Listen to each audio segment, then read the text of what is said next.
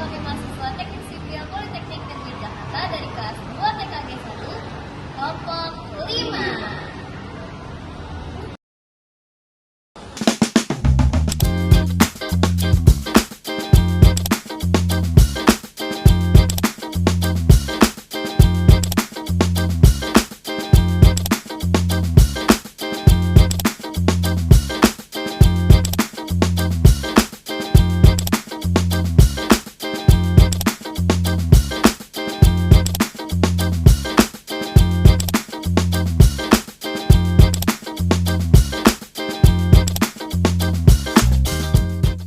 Halo semuanya, di sini kelompok 5 akan menjelaskan materi dari mata kuliah manajemen konstruksi, yaitu pengadaan barang dan jasa konstruksi. Apa itu pengadaan? Nah, jika menurut Perpres nomor 12 tahun 2021 menyebutkan bahwa pengadaan barang dan jasa ini merupakan serangkaian kegiatan untuk memperoleh barang atau pekerjaan konstruksi maupun jasa konsultasi yang prosesnya dimulai dari identifikasi kebutuhan sampai dengan serah terima hasil pekerjaan. Nah, selain itu pengadaan ini juga harus dilakukan dengan beberapa prinsip, yaitu yang pertama adalah efisien, lalu efektif, transparan, terbuka, bersaing, adil, dan juga akuntabel. Selain itu juga wajib memprioritaskan penggunaan produk dalam negeri serta peran UMKM. Nah, selanjutnya tujuan pengadaan itu apa sih? Jadi yang pertama itu pengadaan bertujuan untuk menghasilkan barang atau jasa yang tepat. Jadi kita menggunakan uang secara maksimal untuk mendapatkan aspek kualitas, kuantitas, waktu, biaya, lokasi, dan penyedia yang terbaik. Yang kedua, untuk meningkatkan penggunaan produk dalam negeri dan peran serta UMKM. Yang ketiga, untuk mendukung pelaksanaan penelitian dan pemanfaatan barang atau jasa dari hasil penelitian. Yang keempat, untuk mewujudkan pemerataan ekonomi serta memberikan perluasan kesempatan berusaha. Dan yang kelima, yaitu untuk meningkatkan peran pelaku usaha nasional serta keikutsertaan industri kreatif dan pengadaan berkelanjutan. Nah, selanjutnya kita akan membahas jenis-jenis pengadaan. Yang pertama yaitu traditional atau design bid build. Di sini owner mencari konsultan yang dapat menyelesaikan desain secara lengkap terlebih dahulu, sehingga ketika desain itu sudah jadi, dilakukan pelelangan untuk memilih kontraktor. Nah, di sini kontraktor hanya melaksanakan pembangunan sesuai desain final yang sudah dibuat dari konsultan tadi tanpa terlibat dalam perencanaannya. Yang kedua itu ada design and build. Nah, kalau design and build ini konsultan dan kontraktornya itu adalah dari satu pihak.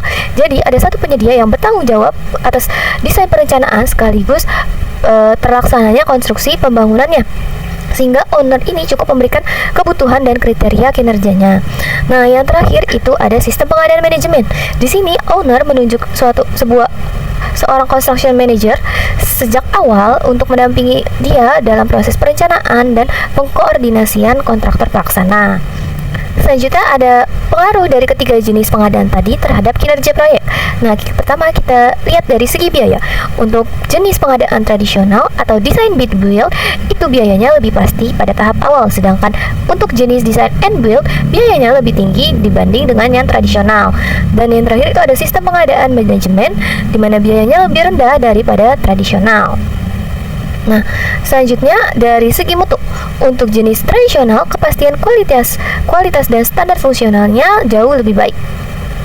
Yang kedua ada design and build. Dari segi mutunya, program desain dan pengadaan proyek itu lebih efisien. Sedangkan untuk sistem pengadaan manajemen, untuk segi mutunya itu kualitas pekerjaannya lebih mahir dan lebih efektif. Nah, yang ketiga ada dari segi waktu. Untuk pengadaan tradisional, waktu yang dibutuhkan itu paling lambat dari dua jenis pengadaan lainnya. Sedangkan untuk design and build, waktu yang dibutuhkan itu cepat, di mana konstruksi dan desain ini terintegrasi, sehingga tidak perlu untuk menyelesaikan semua desain terlebih dahulu baru bangunan diadakan konstruksi bangunan. Yang ketiga ada sistem pengadaan manajemen, di mana waktunya ini paling cepat di antara tiga jenis pengadaan ini. Selanjutnya kita akan membahas tentang tender. Apa sih tender itu? Jadi tender merupakan suatu sistem pengadaan barang dan jasa di mana owner ini mengundang beberapa perusahaan kontraktor untuk berkompetisi dan menawarkan penawaran yang terbaik untuk owner. Nah, dalam jasa konstruksi, tender ini dilakukan untuk memilih salah satu kontraktor yang dinilai paling mampu untuk melaksanakan proyek yang persyaratannya sudah ditetapkan dengan harga yang wajar dan dapat dipertanggungjawabkan dari segi mutu serta waktu pelaksanaannya.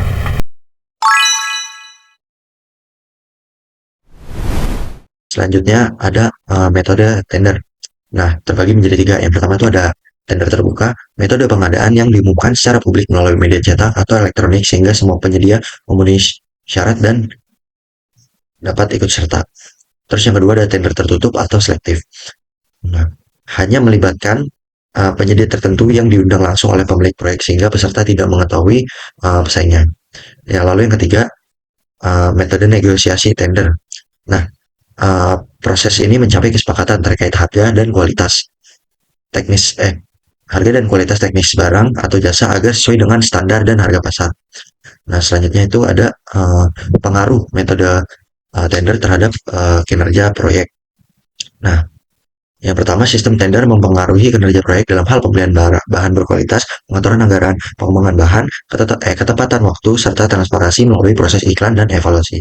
Yang kedua, proses tender yang terlalu lama dapat menyebabkan kenaikan biaya akibat inflasi. Yang ketiga, keterampilan dan pengalaman penyedia sangat mempengaruhi keberhasilan dan kinerja tender proyek. Ya, selanjutnya ada strategi pengadaan. Strategi pengadaan terutama bergantung pada waktu, anggaran, kemungkinan risiko, biaya, dan kualitas bahan. Tetapi dalam pendekatan pengadaan ini, fokus utamanya adalah untuk mengurangi risiko yang berkembang secara organik dan mempengaruhi biaya.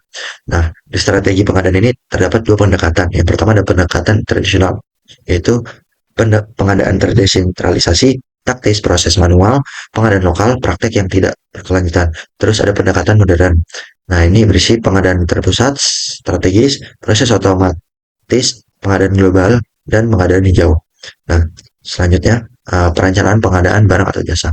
Yang pertama kebutuhan, berisi tentang penentuan jenis, spesifikasi, dan jumlah barang atau jasa. Kemudian ada anggaran, penetapan harga perkiraan sendiri atau HPS atau owner estimate. Lalu ada penentuan strategi, yaitu ada pemilihan metode pengadaan yang paling tepat, yaitu tender, seleksi, pengunjungan langsung. Lalu yang terakhir ada rencana pelaksanaan, berisi jadwal personel dan dokumen yang dibutuhkan.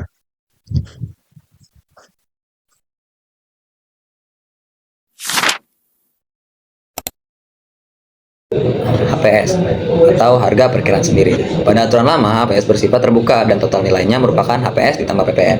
Setelah perubahan aturan, HPS tetap menjadi tidak rahasia, tetapi rincian HPS menjadi rahasia, dan jaminan kini dihitung berdasarkan nilai total HPS. Perubahan ini dilakukan agar proses pengadaan lebih aman dan tidak mudah dimanipulasi. Kemudian pada bagian jenis-jenis kontrak, perubahan aturan menegaskan kembali kontrak lumsum, harga satuan, gabungan, turnkey, dan kontrak payung. Untuk jasa konsultasi ada lumsum, waktu penugasan, kontrak payung. Selain itu terdapat penjelasan mengenai kontrak turnkey, yaitu kontrak di mana penyedia membangun sampai pekerjaan siap digunakan dengan harga yang tetap. Berikutnya adalah penunjukan langsung. Pada aturan terbaru terdapat penambahan kriteria baik pada pekerjaan konstruksi maupun konsultasi. Salah satunya termasuk pekerjaan rahasia, seleksi ulang gagal, dan pekerjaan konsultasi yang harus dilanjutkan setelah pemutusan kontrak sebelumnya. Kemudian terdapat penggolongan pengadaan, yaitu penggolongan berdasarkan jenis kebutuhan, barang, konstruksi, konsultasi, dan jasa lainnya. Berdasarkan metode pemilihan penyedia, berdasarkan sumber dana seperti APBN atau APBD atau hibah luar negeri, dan berdasarkan cara pembayaran seperti lumsum, harga satuan, gabungan, dan turnkey. Setelah itu dijelaskan dokumen tender yang terdiri dari IKP, LDP, SSUK, SSKK, spesifikasi teknis, gambar rencana, BOQ, RAB, dan HPS, formulir jaminan, dan dokumen tambahan. Peserta kemudian memberikan dokumen penawaran yang terbagi menjadi administrasi seperti identitas perusahaan dan jaminan penawaran, teknis seperti metode pelaksanaan, daftar peralatan, personel, kurva S, dan KCP, serta dokumen harga berupa daftar kuantitas dan harga sampai RAB versi penyedia. Jelaskan bahwa pentingnya dokumen tender yaitu untuk mempermudah peserta memahami pekerjaan, menghasilkan penawaran yang kompetitif, mengurangi sengketa, dan meningkatkan kualitas hasil konstruksi. Selanjutnya ada pemilihan langsung. Pemilihan langsung dilakukan dengan mengundang beberapa penyedia yang sudah memenuhi kualifikasi. Nah, metode ini cocok untuk pekerjaan konstruksi ringan sampai menengah, renovasi, pekerjaan MEP sederhana, pengadaan alat yang umum, serta proyek yang membutuhkan penyediaan berpengalaman namun tidak perlu melalui tender umum. Metode ini cenderung lebih cepat dibanding tender, tetapi tetap menjaga aspek kompetitif.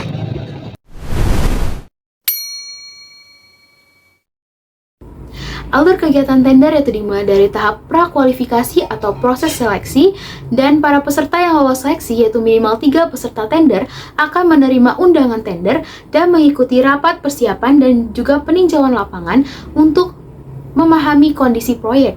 Lalu para peserta tersebut akan membuat dokumen penawaran, dan pada hari pembukaan panitia akan mengevaluasi untuk menetapkan calon pemenang.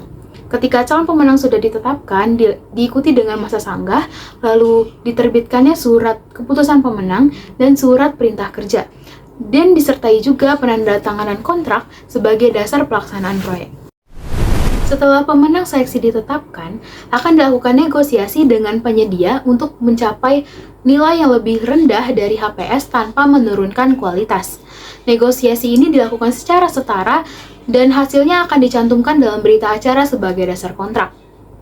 Jika penawaran sudah dilakukan dan tetap masih di atas HPS, maka dilakukan negosiasi lagi yaitu maksimal 2 kali. Nah, peserta yang tidak menurunkan harga maka dianggap gugur demi menjaga akuntabilitas pengadaan.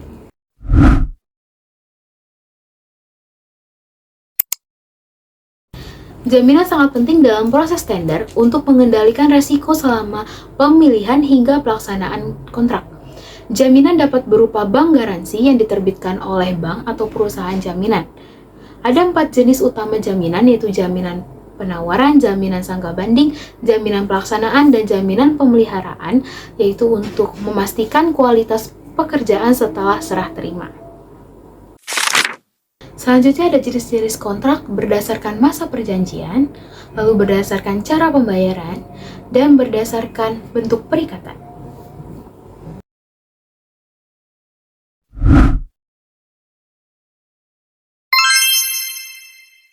Evaluasi penawaran yaitu proses menilai dan membandingkan dokumen peserta untuk menentukan 3 penyedia terbaik.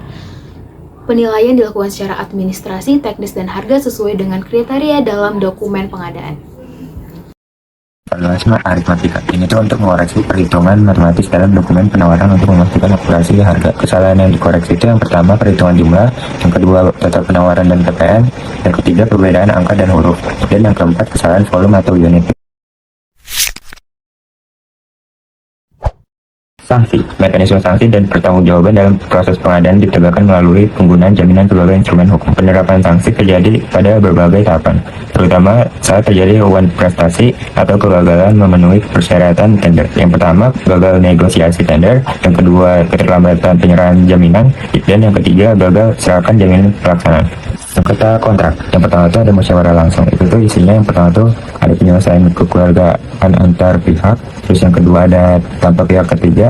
Dan yang ketiga itu dia cepat dan biaya rendah.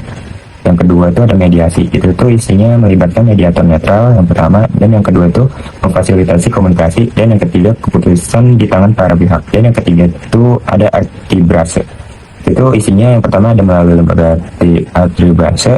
Yang kedua keputusan mengikat atau binding. Terus yang ketiga itu ada formal dan terstruktur. Terus yang terakhir, yang keempat itu ada pengadilan.